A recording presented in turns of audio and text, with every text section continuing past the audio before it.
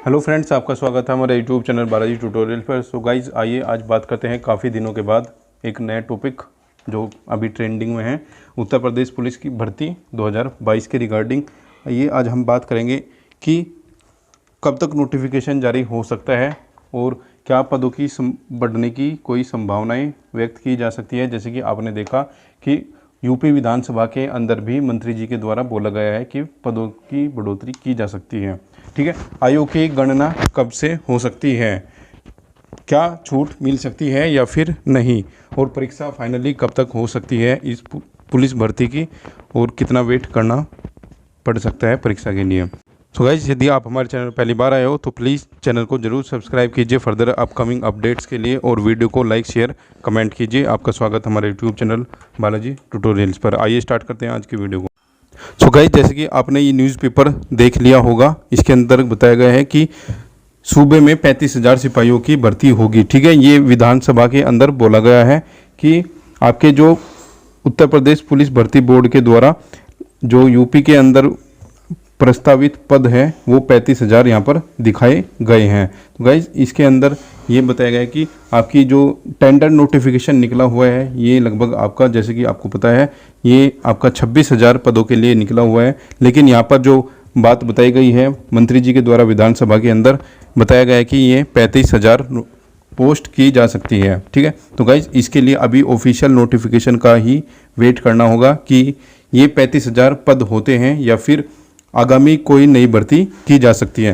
Guys, आइए अब बात करते हैं एज रिलैक्सेशन की। सो गाइज, सबसे बड़ी बात यहाँ पर हो सकती है कि आगामी जो भर्ती होगी, या फिर हम बोल सकते हैं इसको 26,000 बोल सकते हैं या फिर इसको 35,000 बोल सकते हैं, जैसा भी होगा वो तो नोटिफिकेशन के अकॉर्डिंग ही पता लगेगा। लेकिन सबसे बड़ा पॉइंट होगा यहाँ पर एज रिलैक्सेशन का। तो गाइज, जैसे कि हम अपनी प्रीवियस वीडियोज़ में भी आपको बता चुके हैं कि एज रिलैक्सेशन की संभावनाएँ ना के बराबर है। तो गाइज, यहाँ पर भी ये चीज़ मेंशन की गई है। देखिए, मंत्री जी ने ये कहा कि उम्र बढ़ाने का कोई विचार नहीं है। देखिए, ये जो एक लाइन है इसी के अकॉर्डिंग आप कह सकते हो कि आयु की गणना में कोई छूट नहीं मिलने वाली है। तो गाइज, यहाँ पर एज जो ऑलरेडी मेंशन है नोटिफिकेशन के अंदर 18 से 22, वही नोटिस के अकॉर्डिंग एज रहने की 100% संभावनाएं हैं। अभी नोटिफिकेशन के अंदर कोई चेंज होने की संभावनाएं नहीं है। तो गाइस, आइए अब बात करते हैं कि आयु की गणना कब से हो सकती है। जो सबसे बड़ा कन्फ्यूजन है, स्पेशली जो जनरल कैटेगरी के कैंडिडेट हैं उनके माइंड में सबसे बड़ा कन्फ्यूजन है कि आयु की गणना कब तक हो सकती है। तो गाइस, इसके लिए हम कुछ देखते हैं, उसके बाद आपको बताते हैं। सो गाइस, जैसे कि आप देख सकते हो, ये हमारा टेंडर का जो ऑफिशियल नोटिस जारी किया गया था भर्ती बोर्ड के द्वारा, अभी ये हमने ओपन किया है। इसके अकॉर्डिंग यदि हम देखें तो जो आपके पद होंगे, सबसे बड़ी बात, ये 26,000 प्लस 172 पद होंगे। तो गाइज, ये अभी मैटर इतना इम्पोर्टेंट नहीं है, क्योंकि नोटिफिकेशन के अंदर लिखा हुआ होता है पदों की संख्या कभी भी बढ़ाई और घटाई जा सकती है। ठीक है, ये अपने काम का इतना नहीं है, वो तो जब नोटिफिकेशन आएगा पद कितने होंगे वो हमें पता लग जाएगा। आइए अब बात करते हैं अब कि आयु कब तक ली जा सकती है। तो गाइज, जैसे कि आपको पता होगा, जिस ईयर में नोटिफिकेशन रिलीज किया जाता है उसी ईयर के अकॉर्डिंग ही आपकी आयु की गणना की जाती है। जैसे कि यहाँ पर आप देख रहे हो कि नोटिफिकेशन की जो ईयर दिया गया है यहाँ पर 2021 दिया गया है। तो गाइज, यदि इस टेंडर को हम आधार बनाया जाए तो हमारी जो आयु की गणना होगी ये होगी आपकी 2021 के अकॉर्डिंग। और गाइज, यदि इसके दूसरे पॉइंट में हम देखें कि यदि हम यूपीएसआई की भर्ती को हम इसका रेफरेंस लेकर चले, यूपीएसआई की रिक्रूटमेंट का, तो यहाँ पर चांसेस होंगे कि आपकी जो रिक्रूटमेंट होगी वो आपका जून 2022 के अकॉर्डिंग एज ली जाए। तो गाइज, अभी ये पॉइंट क्लियर नहीं है कि आयु की गणना वो कब होगी। ठीक है, ये चीज़ आपको नोटिफिकेशन के अकॉर्डिंग ही क्लियर हो पाएगी, क्योंकि यहाँ पर ये कंडीशन, जो दो कंडीशन क्रिएट हो रही है, ये दोनों ही आपको कंफ्यूज कर रही है।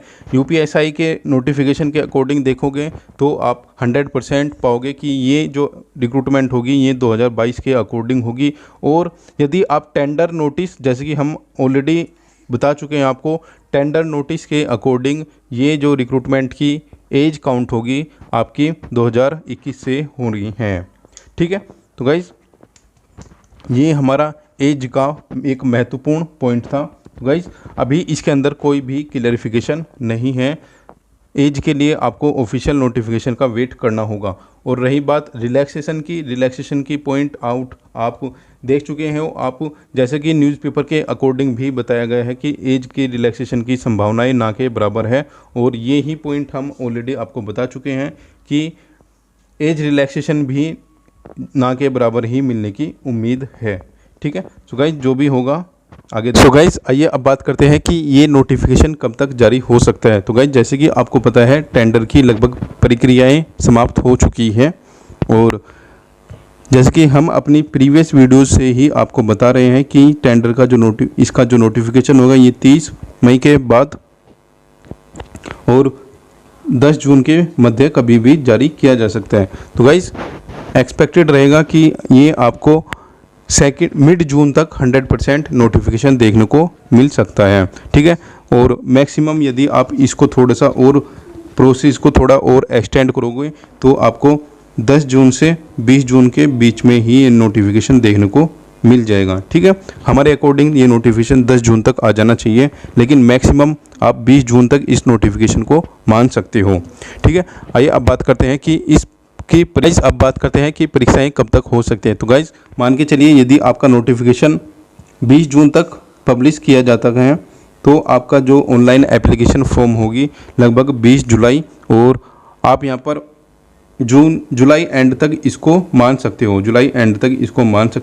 और जुलाई एंड के बाद मैक्सिमम आप 90 डेज़ काउंट करके अभी से ही स्टार्ट रख सकते हो। तो गाइज जुलाई, अगस्त, सितंबर और अक्टूबर और नवंबर स्टार्टिंग से ही हम अपने प्रीवियस वीडियोस में इस चीज़ को क्लेरिफाई कर चुके हैं कि आपका एग्ज़ाम अक्टूबर या फिर नवंबर में होने की पूरी संभावनाएं हैं, आप चेकआउट कर सकते हो।